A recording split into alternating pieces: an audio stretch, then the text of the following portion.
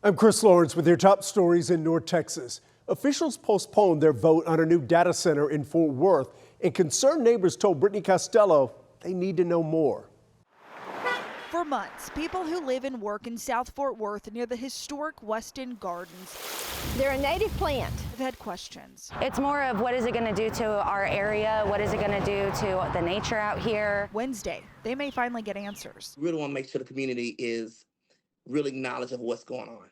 Fort Worth City Councilman Chris Nettles says Black Mountain Power is meeting with the community to talk about the more than 450-acre data center it wants to build near Lon Stevenson and Forest Hill Drive. 450 acres and you don't know where anything goes is crazy, in my opinion. Up to this point, Sue Weston with Weston Gardens says they haven't seen any plans.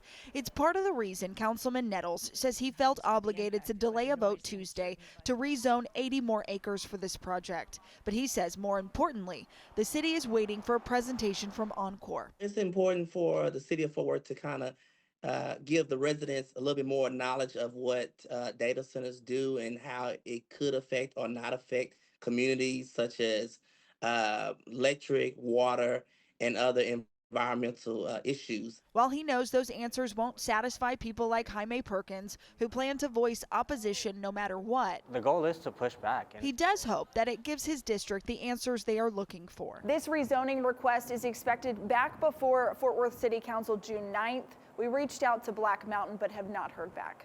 In Tarrant County, I'm Brittany Costello. It's been 4 months since an SMU professor disappeared, but the search will ramp up again this weekend. Charles Hush was last seen 4 months ago in Georgia while hiking the Appalachian Trail. The law professor's family launched their own independent search, and those teams will head back to the trail this weekend, hoping to, at the very least, recover his remains. They have a small window right now before all the spring foliage starts coming in. A nonprofit in South Dallas is used to helping families in need, but after someone stole their new storage unit, they need some too. Here's Jobin Puneker. So here is the location where we had our storage unit. Nellie Cuenca has made it her mission to serve the South Dallas neighborhood. Her nonprofit operates out of this community grocery store. The little items that we feel that we take for granted on a daily basis, those items are actually treasures for these families. MAPA helps the unhoused but focuses their efforts on single mothers and sons, providing them the support that is needed. This week, it's the nonprofit that needs help. It was here on Tuesday night. Before Wednesday morning, it's like it disappeared. A large storage unit they got 30 days ago was stolen. All of our wonderful neighbors are looking through their cameras. Nellie spent a full year working on getting it. I just know that it's going to be returned. Stephanie Cole lives in this neighborhood. I got a bird's eye view from across the street, and I don't miss much. I guess my eagle eye had something in it that day. They just took it, the whole thing, look. The unit was empty, but Nellie was excited to fill it with the donated items that help this community. Please give it back. We're not even angry. We understand that people make mistakes. She has filed a report with Dallas Police. The unit is worth over $100,000. That's where we are right now.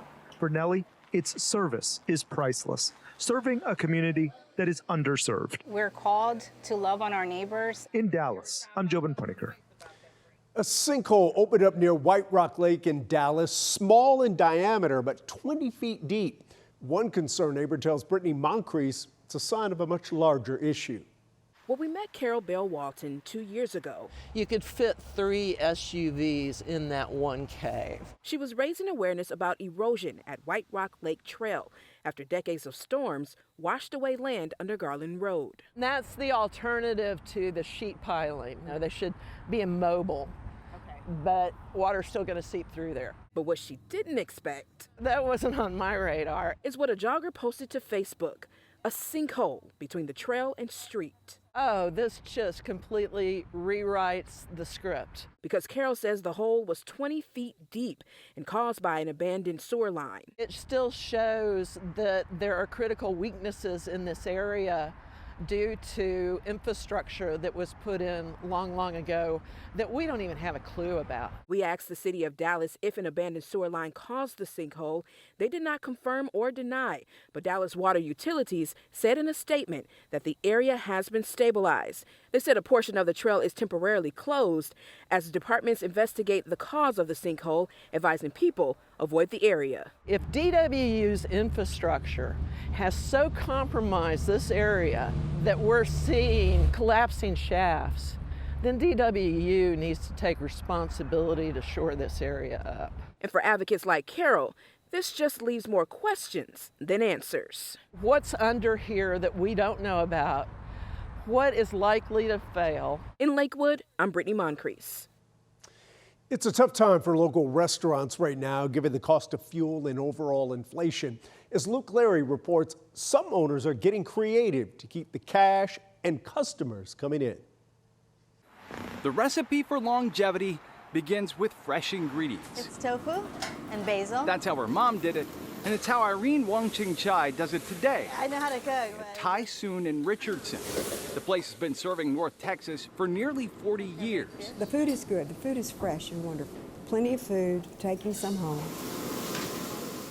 Everything's getting harder, so it's like... But in recent weeks, Irene started opening up to customers. Overhead, everything's going to be Those more, fresh ingredients yes. are getting pricier. Yes. Figure would make sense for you. She's behind on rent.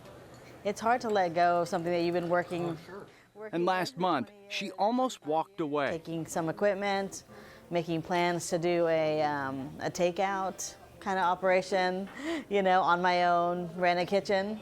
Hello. She wouldn't be alone. We're going to move into a ghost kitchen. Last month, New York Sub closed its brick-and-mortar location near SMU under similar pressures to focus on deliveries. Mom and pops probably face some of the biggest challenges because they don't have some of the scale and the benefits that come with scale as some of the larger brands. The Texas Restaurant Association says half of the restaurants statewide reported they were not profitable in 2025. But I think we've all had that experience where we're like, oh my gosh, I'm so upset that business is no longer there. And then when you ask yourself, when's the last time I went? It's sort of, you know, you draw a blank. And so I think really what that speaks to is, as consumers, let's be intentional in our choices. That's why some of these customers are here. There's just a lot of flavor in having mom and pop small businesses in the area, and I'm grateful for that. To voice their love for us, you know. I appreciate that. Irene says it's been just enough to keep her mother's restaurant cooking. In Richardson, I'm Luke Clary. Yeah, local shops like that are what make our neighborhood so special. And those are your headlines from North Texas.